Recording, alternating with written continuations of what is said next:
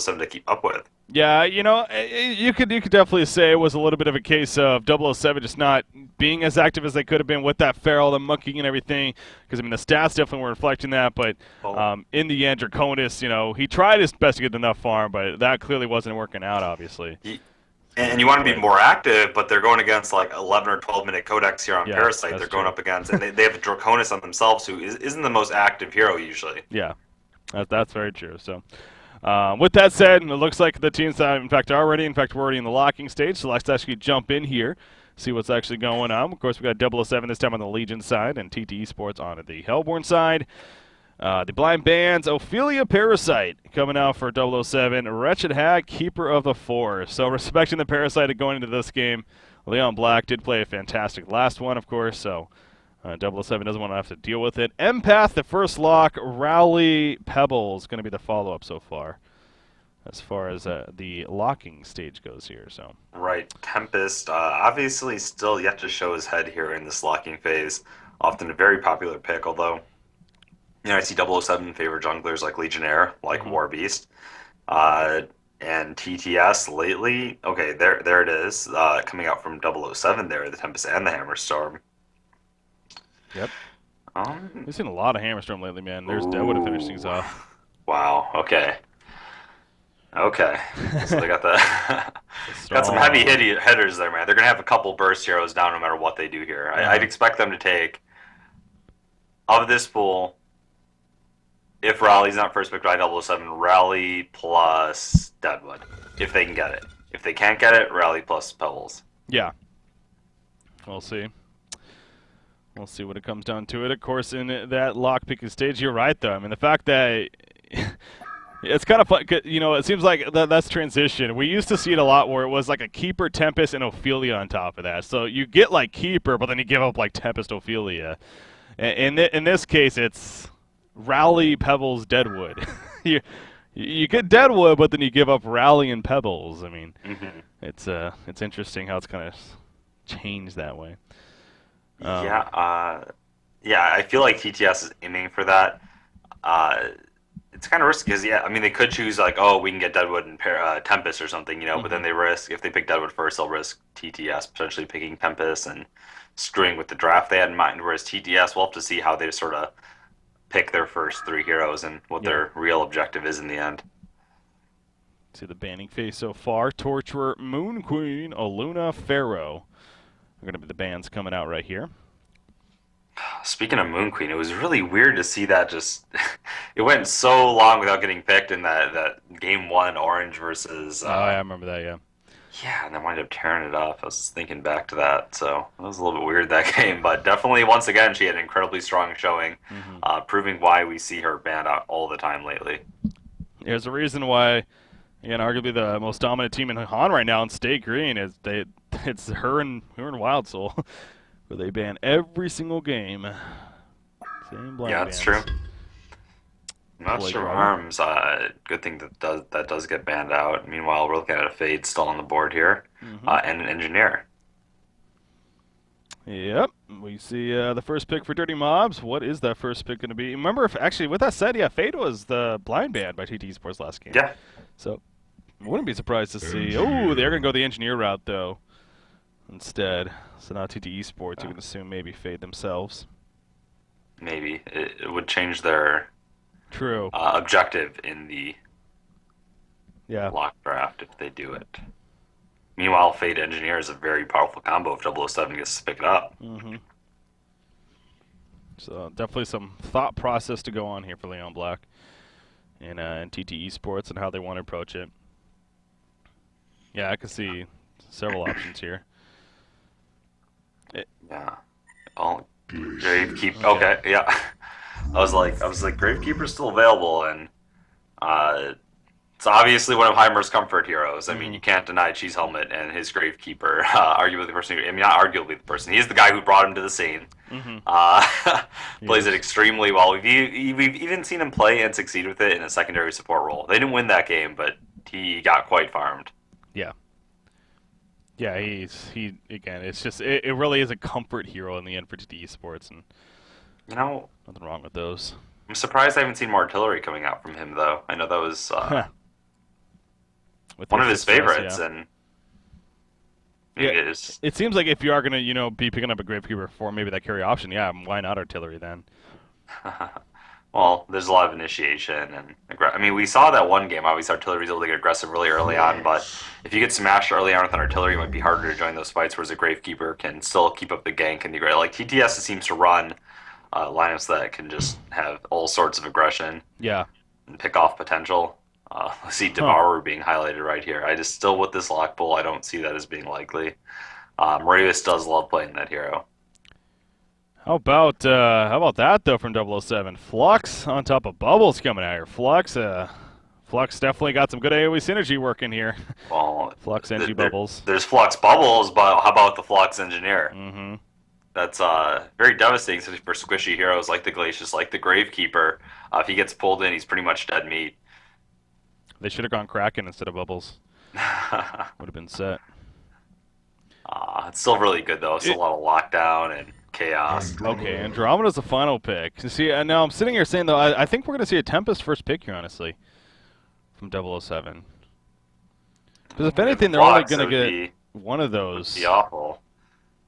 You can tell by the picks right here, though, with the Andro and the Glacius, they are looking for two of those heroes. So I think you could honestly, potentially, I mean, okay, yes, you can do a lane Tempest. You can put it in middle, have roaming, have supports gank for it, what have you. But it's the kind of thing where they might want to try to get away with picking one of the gankers instead first of their choice and just grabbing Tempest last. It would screw them if they didn't, though. And they could still make it work for TTS. So yeah, I wouldn't really recommend that. They probably should grab that Tempest. Well, is that, and then also I could see them going like a Tempest here and then finishing even with a Hammerstorm, honestly, for both the carry option and on top of that, the cleave with all this AoE synergy seems like it could be pretty damn good too. Just like one that just to really put the lineup together would be kind of fun. But okay, they're gonna go the Pebbles route though. Are they gonna go first pick? Oh, yeah. There's the rally. We looked at the rally. Devon and Pebbles. We're like they're taking two of those. Yeah. Tempest is available here. They could go away with an empath pick if they want to avoid the jungler route. It just seems like Tempest fits so well with the lineup as a whole. Yeah, I mean, they have an Andromeda for it, but that's not like, okay, you can't pick it. That's just something to keep in mind of during the game. It's like there's plenty of heroes that countered by all these, like, oh, we can't pick it I will anymore. say, okay, they are going to go Tempest in the end, but yeah, doing the jungle also, this is a team over here on TT Esports that has plenty of roam potential even earlier on in the game, so that could also be pretty annoying. And Mono Potion's also cancelable by that Aurora in the jungle. Yeah. If they're roaming on a little. But we saw actually, once again, I think it was the orange game, but a lot of roaming on the Tempest can really, really slow him down and screw him over if you time it right. Yeah. Maybe get a ward there to scout him out. God, the minus armor is definitely speaking there. Deadwood and Andromeda, then you got Rally with the battle experience for himself. There's a lot of physical damage decrease over here coming out from the Hellborn side, or physical armor increase. And Bulwark is inevitable when you're looking at a Rally and a Deadwood on the team. That on top, yep. I am excited to see Flux, though, and again, we've seen Flux every now and then. He's not a rare hero by any means. I've always been a fan of the hero in general, just how he plays, and I did get to see him play the other day. I mentioned I actually got the chance to check out this Thailand Han going on, Thailand Han action. It was Team MRR, of course, the team that we saw at DreamHack, and they were running a Flux themselves, and he was doing an interesting. He was taking it. He was in the middle lane. And he was using using the magnetic surge to actually pull his creeps every now and then to kind of, mess up last hitting and also kind of bring the creep wave back to his side a little bit, which I found kind of interesting. Yeah. As far as a special ability, so. Yeah. Oh, well, Flux in general, when we see him, I mean, he usually does pretty well. I can't say I see Flux picked, and it's usually an absolute travesty. Rally. It's a death trap. He's running into a death trap right here. Now, he does have support nearby. He's going to be compelled away. Shellsurf going through. Bubbles completely porting in. Rally will end up falling. Bubbles going to take the Comet stun, and the chase is going to be further. No, they're happy with that, and that'll be the end. So, on top of that, Tempest was still able to go Elementals. That worked out beautiful for 007. Talk about having a good start, too. Yeah. Flux does get the first blood, so helping it out. It's a promising start here. I mean, they had a rough game one. Blow us Ori out of the way here. And against an aggressive roam lineup, that's something that you want. Sure. Mm-hmm. Yeah, this is big. That was a big start, definitely, for 007. Yeah. You mentioned the Flux. I mean, just look at the life pool of Flux. You know, we see this a lot with his build in general, but he's getting the 2 crushing claws, 2 minor tomes. Remember, he's a strength here, obviously, despite him being ranged. One of the few. He's already sitting on 739 life. I mean, Yeah. that's ridiculous going into the laning phase compared to really anyone else in the game. Hmm. So definitely up there. He is going to be the short lane, by the way, and look at what actually TteS Esports is doing. They're going aggressive trial lane. How about that? Yeah, I Starting guess off. I was saying like they'll start down there and then they can roam, Yeah. break apart the lanes from there, roam onto the Tempest from there. It's not going to be static, you know. It's not going to be for all time, but Yeah, of they course definitely not. start out down there and they can adjust. Especially being a Flux again, going back to his life pool. He's not gonna bother staying down there any longer. They're gonna start Ooh. roaming off the bat. Yeah, and look at that ward placed by Dirty Mobs here. This is actually perfect, perfect. Already Yep. knew what they were going to do. Uh, Really opting stack to it. double stack the camps there is trying to make Yeah. life a little bit harder for Tempest, because if they're Huh. roaming at him, if he's having to deal with the double stack too, that's not going to go well. That's so funny. that was actually a tactical pull there Yeah. coming out.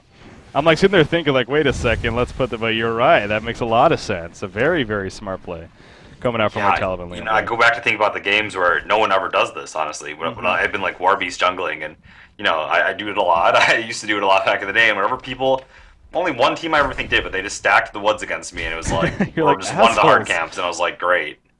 And then you pick Legionnaire the next game, and they do it, and you're like, thank you. Yeah. And they're triple. Okay, I was gonna say, are they triple stacking? No, it's not time for that yet, though. Okay, yeah, that really is interesting, though. But again, this Ward of Sight here that you're mentioning, placed by Dirty Mobs, it gave Tempest plenty of information on what's going on, and now he's transitioned to the other jungle. So I'm sure TD Esports will realize that ASAP and maybe make a move themselves because of that. Yeah, definitely setting up a gank. Seems like it makes sense here now. So Andromeda is moving here. Double damage spawn top. Glacius will pick that up, and he's going to continue heading top. Meanwhile, Dewitt in some trouble. Tempest coming over the side, puts the stun out. Stalagmite's going to land. That keg stun goes through, and Dirty Mobs will get the kill right there. Well played. That double damage Glacius is still running up, though. He wants to kill Pebbles right here. He's coming in. Tundra Blast has the freeze on top of that, the auto attack. And Leon Black will at least get a counter kill out of it. And he's still going. Needs to be careful, though. Tempest not going to follow. Yeah, that was one of those situations where, okay, the dad was going to die anyway without the keg. If he had keg up, he might have been able to save his teammate there at the end from the Glacius. So, a little. Usually it's like, okay, just get the kill, be safe about it. But that was one of those times where being safe sort of led to a little bit of, of a situation that could have been avoided. Yeah. Yeah, that was actually deadly double damage Glacius. Not often you see that. Yeah.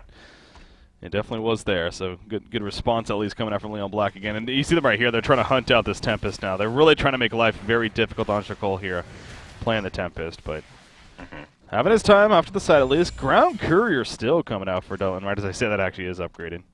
As soon as Bubbles gets his Ring of the Teacher mid delivered to him, so not going the bottle route. Going the Ring of Teacher here. It's true. Glacius already taking a lot of press here and getting some support from Engineer. Also, we saw Bubbles, roam up a little bit there, but no fight breaking out, so he's still taking his time. How's the creep farm between the two of them, by the way? Rally absolutely dominating, as I sort of expected. Well, I kind of wonder, if that happens to be as, Engineer in a little bit of trouble right here. Can he port out in time? No, he cannot. The log stops it, and down he goes, despite the keg stun. Leon Black able to finish him off right there. So good find onto Engineer there, coming out from TT Esports. But I was saying, I wonder if it has to do with this battle experience specifically from Rally, if he's trying to screw him up there with the Ring of the Teacher build instead. Or if it just happens he maybe thought he was going the side lane, but ended up transitioning. And he had the Guardian Ring as a result, so I don't know. I've seen this matchup go both ways. I'm trying to think. I've seen Bubbles sort of go neutral, even kill the Rally before. I saw Jeppins accomplish that once, but he's very experienced as a mid player, as a Rally player in particular. So when Jeppins plays Rally, it seems to have that extra oomph to it, man. Mm-hmm. Yeah, he's a very, very. I mean, you even gave him credit for one of the most sound players out there as far as mechanics go. Yeah. And Seems to get his discipline under control. That's no brutalizer keepers anymore. Yeah. Stay away from that. Or pooling up 6,000 gold and then buying a Soul's Bulwark. So 007, they had a really good start. They had the Bloodlust. They had that ward, which they got the counter kill top as well. But they just a little bit of holes in their game right now, allowing TTS to sort of bounce back in this early game. Mm-hmm. Oh, look at Flux right here.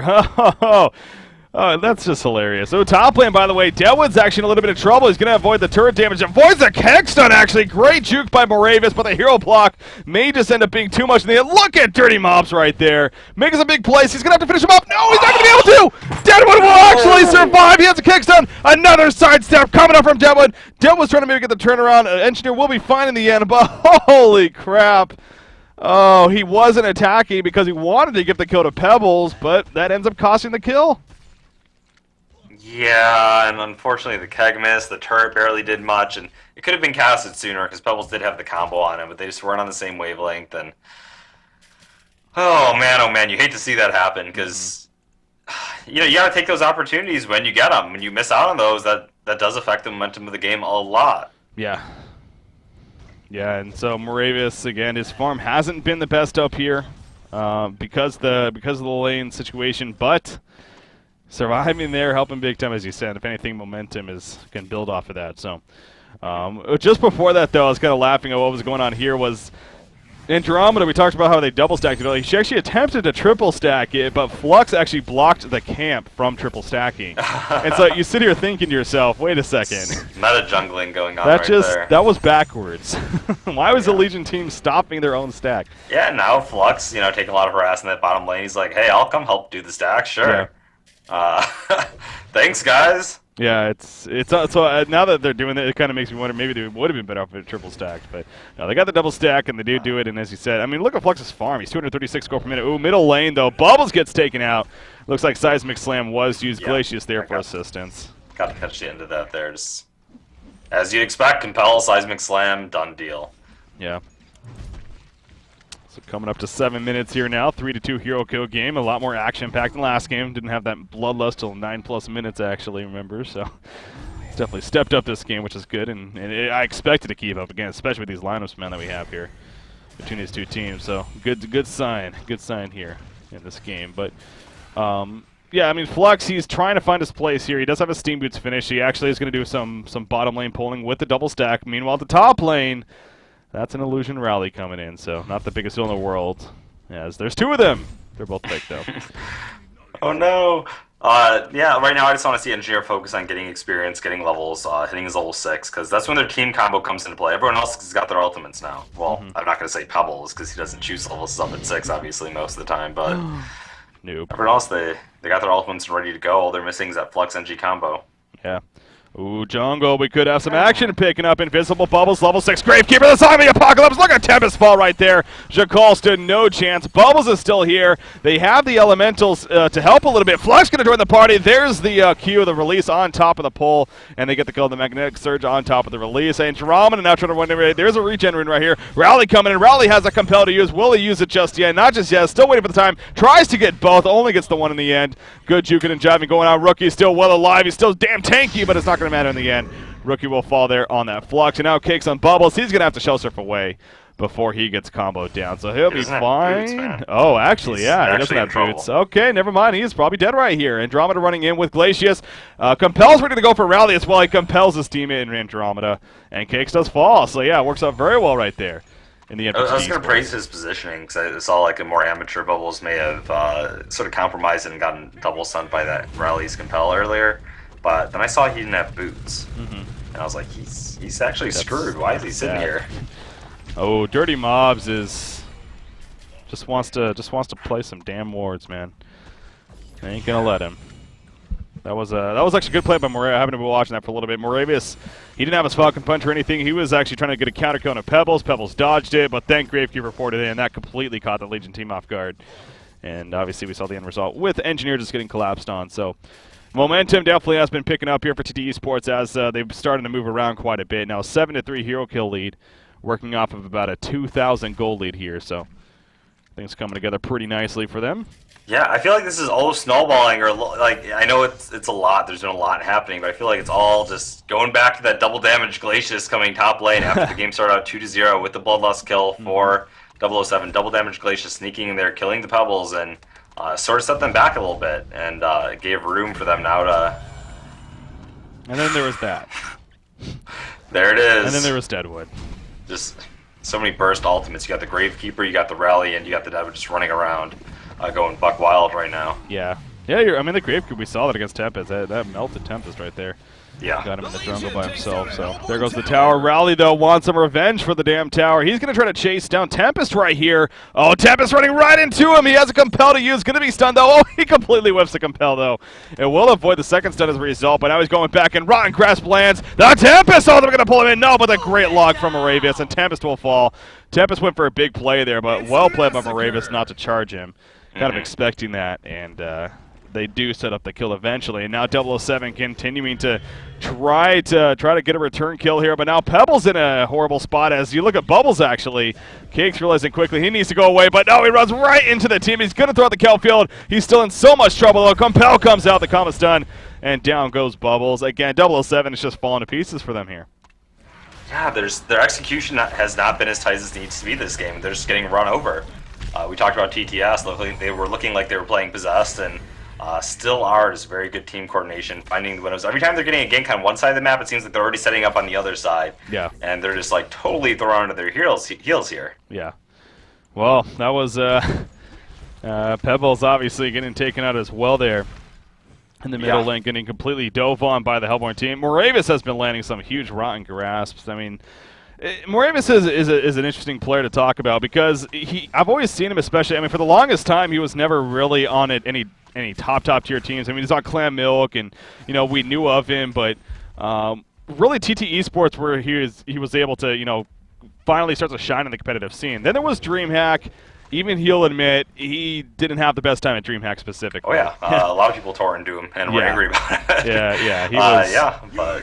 But my point ultimately getting to, when you talk about a player that's come back from a very poor performance on LAN to just being once again looking very strong lately and doing a lot of work, and a big reason why TT Esports has had some success lately on the competitive scene. So yeah, I mean there were actually a lot of big expectations from Moravius though leading up to that LAN. People are like, oh damn, Moravius owns. He built up a fan base for sure, and ooh, nice little pick off there. Only in Andromeda now the counter kill does come out though. Yep. Guess who led the way? Moravius. With the wrong grasp. There's the log. He has a Falcon Punch, and out it comes. Tempest quite tanky, but it's not going to matter in the end. You see the Glacial Downpour. Holy crap! I've never actually watched the Glacial Skin do the Glacial Downpour. That was pretty badass. With the twirling. He was like flicking the staff, right? the staff around and stuff. Yeah. That was pretty. It's been some DDR or something. So they're just not in the right place at the right time here. They're trying to make something happen. Engineer finally is level 6, so maybe they can use that NG Flux combo we wanted to see them run train with earlier. I mean, that's what I was kind of hoping for. I was kind of hoping like, okay, they got below us, they got another kill up here top lane, keep it up, just hit level 6 on your heroes, and then go pain train. Yeah. I mean, that's why you get these two heroes specifically, Flux and Engineers, to do just TteS started the ball rolling before they even had a chance. Yeah. All the credit to them. Played very well in the first game and playing well here in the second game. Really does.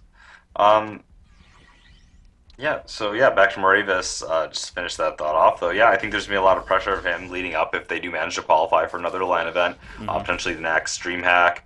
Maybe they wind up qualifying for Vegas even. Yeah, it's At very that point, possible. there'll be a lot of eyes on him because he has been tearing it up lately. Yeah, it's a case of, again, it's understand. I mean, you yourself, I know you've actually been to many LANs as far as being a competitive gamer in general, so it's safe to say, you can have nerves at times, and it could definitely, for you, well, what am I saying? You're a man of steel. You never had any nerves at LANs. But I love LAN play. For me, it's just a huge freaking rush, but it goes both ways, man. There's people who get timid on LAN or they're in the LAN experience, or some people get the hype. It is a different story.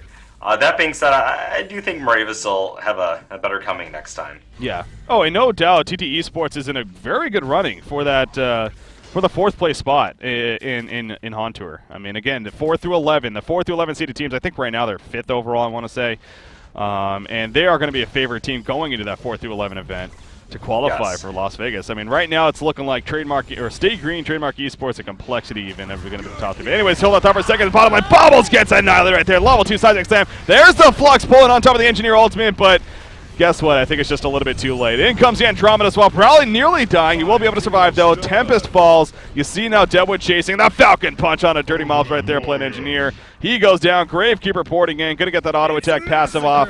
Flux, though, maybe fine. Pebbles going back in for the kill. Nice compel, though, from Rally. And that just, that's just annoying for Diglett there. Yeah. He thought he had a turnaround kill at least. That's all you need to see. When people ask, "Oh, why rally? Why rally? Why?" That's all you need to see. The versatility of that spell. Yep. Offensively, defensively. I mean, and the fact that it just does damage. It's a free tablet that does damage. I mean, yeah. it just sounds. I don't want to. And you can push them any direction you want. Yeah. Is it okay? Oh, here, Emperor. Here's a chance. Do you think it's an ability that needs to be fixed or changed in any way? I think it kind of makes Rally what he is. Yeah.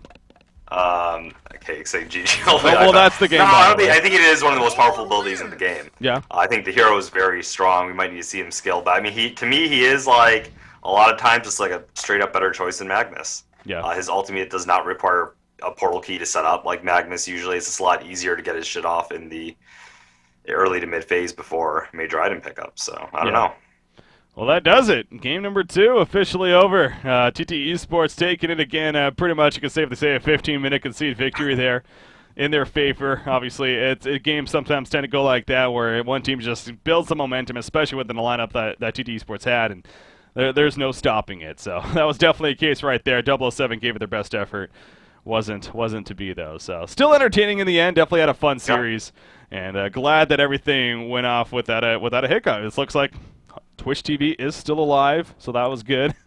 no maintenance kicking in there, and we're able to at least get the cast off, and at least finish off strong today. Because obviously, again, earlier on today, especially, was an unfortunate time. But it seems like on top of this, we got the production issues figured out with the sound. So big shout out to Brenton back there, doing his work, lovable guy, and better looking guy than Killer Orange. I'll say that.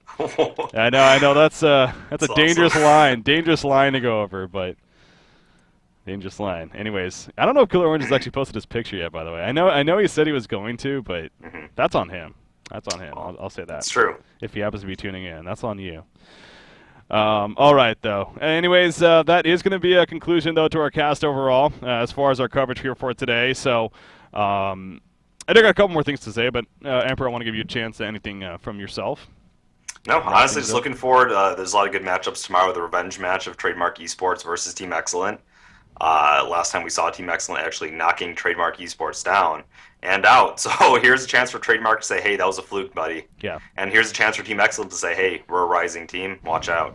Oh, yeah. That matchup tomorrow, that's probably what I was going to bring up is tomorrow, man. It's going to be fun, and I'm sure I obviously hope everything works out in the end. I'm sure it will. But tomorrow, we're coming back at you with some more coverage. It kicks off at 1 p.m. Pacific, 10 a.m. Pacific, 1 p.m. Eastern. 1800 Central European Time, I want to say. 1800 Central European Time, yes. That'll be Pikachu taking on Cats Gaming. That should also be interesting, especially with Cats Gaming, of course, being from CIS, the Russian region, and obviously they were even at DreamHack. A fun team to watch in the least, and Pikachu, also a pretty fun team to watch. But then, as you stated, TDM versus Team Excellent, the following match. That's a rematch there. I didn't think I'd be saying that when I first saw the schedule, but holy crap, I mean... Team Excellent knocking out Trademark Esports upon tour this last cycle. So no doubt there's some revenge on the line there for TDM specifically. Yes, sir. And what's the big deal? Again, there's a lot of money on the line. There really is. A $30,000 prize pool. So to touch back on that one more time, big shout out to Sound Blaster. Follow them on Facebook. Follow them on Twitter. Not only do that, but go to our Facebook on Honcast and our Twitter on Honcast and answer the question that was posted about which team you think is going to be winning this Sound Blaster event and why. And then you will actually get a chance to win some Sound Blaster headsets. It's just that simple. A matter of a couple likes, a matter of a couple follows, and you could be wearing some kick-ass headsets and having fun with those. So. Big shout out to Sound Blaster one more time because definitely deserving, and can't wait to, continue coverage tomorrow. So with that said, going to be wrapping things up here, ladies and gentlemen. Have a good night. We'll see you tomorrow. Kicking things off, Pikachu versus Cats Gaming. See you then.